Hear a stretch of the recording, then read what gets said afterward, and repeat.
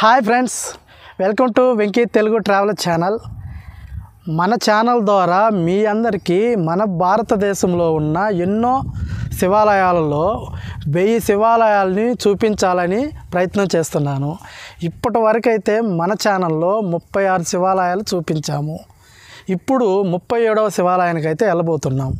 ఈ ఆలయంలో పరాశక్తి తపస్సు చేస్తుండగా చుట్టూ ఉన్న చెట్లన్నీ రూపాన్ని ధరించి అమ్మవారికి సహకరించాయని చెప్తారు.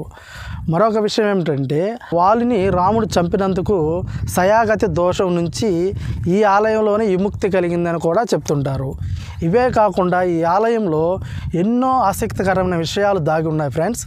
అసలు ఈ ఆలయం పేరేమిటి, ఈ ఆలయం ఎక్కడుంది, మన తెలుగు రాష్ట్రాల నుంచి ఈ ఆలయానికి ఎలా వెళ్ళాలి, ఈ ఆలయానికి వెళ్ళినప్పుడు మనం ఎక్కడ రూమ్ తీసుకోవాలి, అసలు ఈ ఆలయం యొక్క స్థల పురాణం ఏమిటి, ఈ ఆలయంలో దాగున్న ఆశ్చర్యకరమైన విషయాలు ఏమిటో ఇప్పుడు మనం తెలుసుకుందాం పదండి ఫ్రెండ్స్.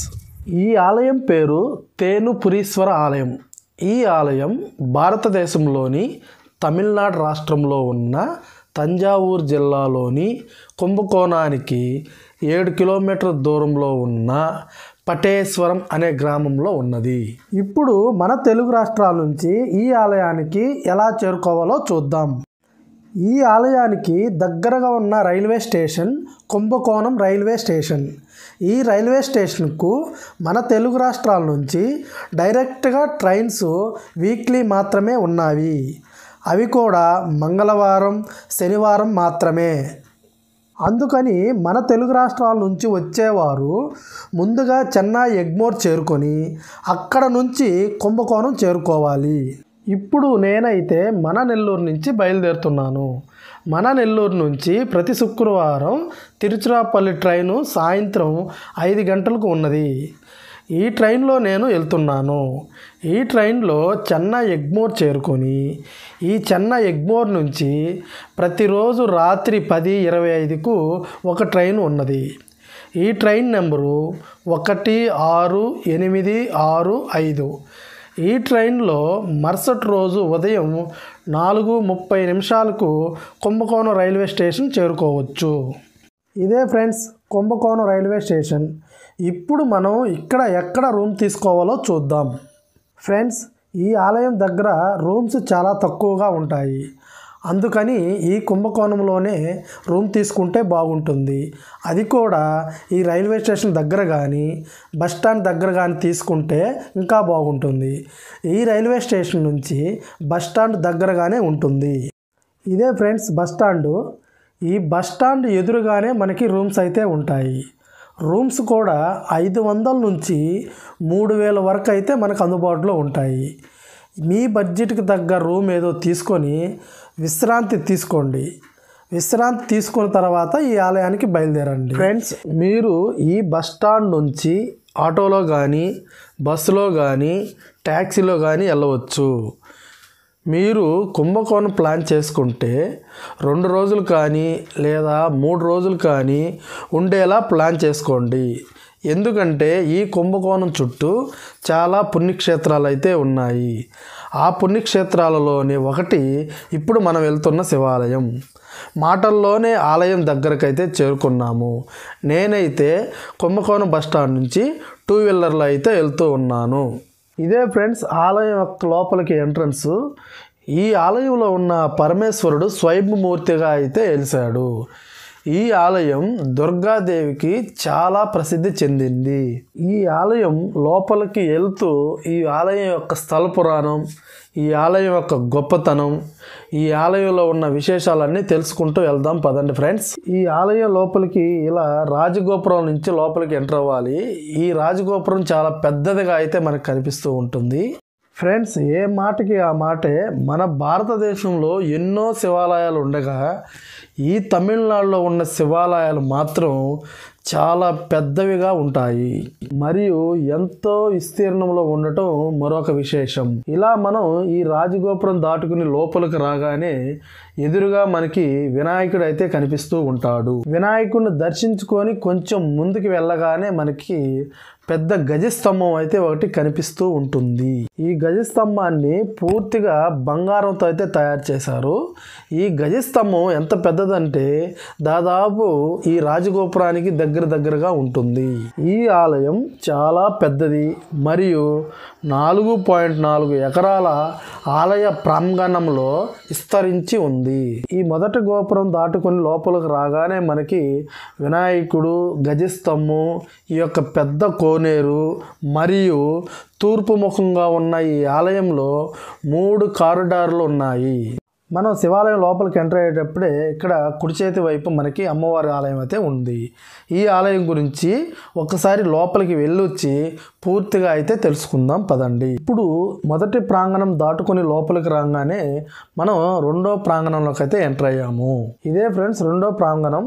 ఇక్కడ గోడలపై చెక్కు ఉన్న శిల్పాలు అయితే చాలా అద్భుతంగా మనకి కనిపిస్తూ ఉంటాయి. కావాలంటే మీరే చూడండి ఫ్రెండ్స్, ఎంత అద్భుతంగా ఉందో ఈ ఆలయం యొక్క ఎంట్రన్స్ లోపలికి.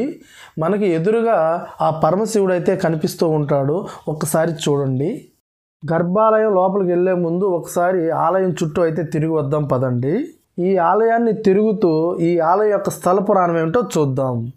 ఈ ఆలయం పూర్వకాలంలో కామధేనుడు కుమార్తె అయిన పట్టి ఇక్కడ స్వామిని పూజించిందని పురాణం చెప్తుంది. అందుకే ఈ ప్రదేశాన్ని పట్టీచరం అని పేరు వచ్చింది. ఈచరం అంటే తమిళంలో దేవాలయం అని అర్థం. ఇక్కడ స్వామిని శ్రీ పటేశ్వరుడు అని కూడా కొలుస్తారు.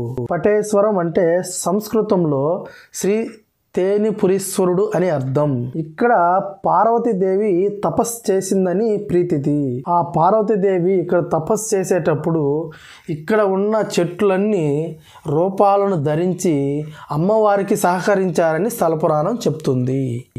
కొన్ని ఇతిహాసాల ద్వారా అయితే శ్రీరాముడు రావణుణ్ణి మరియు వాలి యొక్క సైన్యాన్ని చంపడం ద్వారా తన పొందిన పాపాలకు సయాగతి దోషం కోసం ఇక్కడ ఆ పరమేశ్వరుణ్ణి పూజించారని చెప్తారు. అదేవిధంగా శ్రీరాముడు ఇక్కడ ఆ పరమశివుడిని అభిషేకం చేసుకోవడానికి ఇక్కడ ఒక బావినైతే తవ్వాడని కూడా స్థల పురాణం చెప్తుంది. ఆ బావి ఈ ఆలయం లోపలే ఒక పక్కనే ఉందని చెప్తున్నారు. ఒకసారి ఆ బావిని కూడా చూద్దాం పదండి. ఈ బావి పేరే కోడి తీర్థం అని రాస్తున్నారు. ఒక్కసారి చూద్దాం. ఈ బావి ఉంది. ఇదే ఫ్రెండ్స్ ఆ బావి. మీరు కూడా అయితే ఒక్కసారి చూడండి. ఈ బావిలో ఉన్న నీటితోనే స్వామివారికి అభిషేకం చేసేవాడంట అప్పుడు శ్రీరాముడు. ఈ బావినే కోడి తీర్థం అని, రామతీర్థం అని పిలుస్తూ ఉంటారు. ఈ రామకోటి తీర్థం మరియు ధనుష్కోట్లో ఉన్న తీర్థం ఒకటేనని చెప్తారు. ఈ ఆలయాన్ని మొత్తం ఒక రౌండ్ వేసుకొని వచ్చి లోపలికైతే వెళ్తున్నాము ఇప్పుడు మనము. ఈ గర్భగుడి లోపలికి వెళ్తుంటే మనకి ఎత్తైన స్తంభాలు, ఆ స్తంభాలపై శిల్పాలు ఎంతో అమోఘంగా అయితే ఉంటుంది ఫ్రెండ్స్. గర్భాలయంలోకి అయితే మనం ఫోన్ అయితే తీసుకొని వెళ్ళకూడదు. మీకోసం నేను దూరం నుంచి ఆ పరమశివుడిని అయితే ఒకసారి చూపిస్తాను. చూడండి ఫ్రెండ్స్, ఆ ఎదురుగా కనిపిస్తున్న పరమేశ్వరుడే ఈ ఆలయంలోనే తేనిపురీశ్వరుడు. ఒక్కసారి మీరందరూ కూడా ఆ స్వామిని దర్శించుకోండి.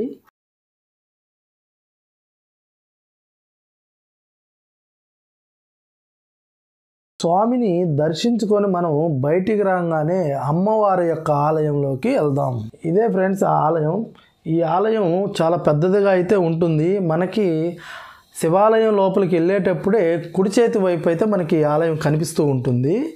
ఈ ఆలయం లోపల అమ్మవారు చాలా అద్భుతంగా అయితే ఉంటారు. మనం ఆలయం లోపలికి వెళ్తూ ఉంటే ఈ ఆలయంలో గోడలపై ఈ ఆలయంలో ఉన్న అమ్మవారి యొక్క స్థల పురాణం, అప్పుడు అమ్మవారు ఇక్కడ ఎలా వెలిసారో ఇక్కడ మనకి రాసి ఉంటారు. ఇప్పుడైతే ఒకసారి మనం ఈ ఆలయంలో ఉన్న దుర్గాదేవి అమ్మవారిని ఒకసారి దర్శించుకుందాం. మనకి ఎదురుగా కనిపిస్తున్న అమ్మవారే ఆ దుర్గాదేవి అమ్మవారు. ఈ ఆలయంలో ఉన్న దుర్గాదేవి ఇతర దేవాలయాల్లో దుర్గాదేవి లాగా కాకుండా చాలా ఆహ్లాదకరమైన రూపాన్ని కలిగి ఉంటుంది. మరియు 8 చేతులు, 3 కళ్ళు, చెవి రింగులు ధరించి మరియు రాక్షసుడైన మహిషాసురుని పైన నిలబడి ఉంటుంది. ఇక్కడ దుర్గాదేవి ఆ పరమేశ్వరుడు కోసం తపస్సు చేస్తున్నప్పుడు కామధేనుడు తన కుమార్తెను పట్టిని పార్వతీదేవికి సహాయంగా పంపాడు. ఆ పార్వతీదేవి తపస్సుకు మెచ్చిన ఆ పరమేశ్వరుడు పార్వతీదేవికి తన దర్శనాన్ని అనుగ్రహించాడు. కానీ ఇక్కడ ఆ పార్వతీదేవికి ఆ పరమేశ్వరుడు ఇచ్చిన దర్శనం ఎలాంటిదంటే జడముడులతో కనిపించాడని స్థల పురాణం అయితే చెప్తుంది. ఈ ఆలయాన్ని సందర్శించినప్పుడు మన మనసుకు చాలా ఆహ్లాదకరంగా అయితే ఉంటుంది. మరియు ఈ ఆలయాన్ని విడిచి వెళ్ళడానికి మనసు ఏమాత్రం సహకరించదు. ఈ ఆలయాన్ని దర్శించుకొని బయటికి రాగానే మనకి పెద్ద కోనేరు అయితే కనిపిస్తూ ఉంటుంది. ఈ కోనేరులో ఉన్న చేపలు చాలా పెద్దవిగా అయితే కనిపించాయి. నేనే షాక్ అయ్యాను, ఇంత పెద్ద చేపలు ఈ కోనేరులో ఎలా ఉన్నాయని. కావాలంటే మీరు కూడా ఒక్కసారి చూడండి ఫ్రెండ్స్, ఆ చేపలు ఎంత పెద్దగా ఉన్నాయో. ఈరోజు అయితే మనం ఒక ప్రాచీనమైన శివాలయాన్ని అయితే దర్శించుకున్నాము. ఈ శివాలయంతో పాటు అమ్మవారి యొక్క దర్శనం ఎంతో మధురమైన చెప్పొచ్చు. ఓకే ఫ్రెండ్స్, తర్వాత మరొక పురాతనమైన శివాలయంతో మీ ముందుకైతే వస్తాను. అప్పటి వరకు అయితే బాయ్. మీకు కనుక ఈ వీడియో కానీ నచ్చినట్లయితే Venky Telugu traveller channel subscribe చేసుకోండి. బెల్ ఐకాన్ని చిన్నగా క్లిక్ చేయండి.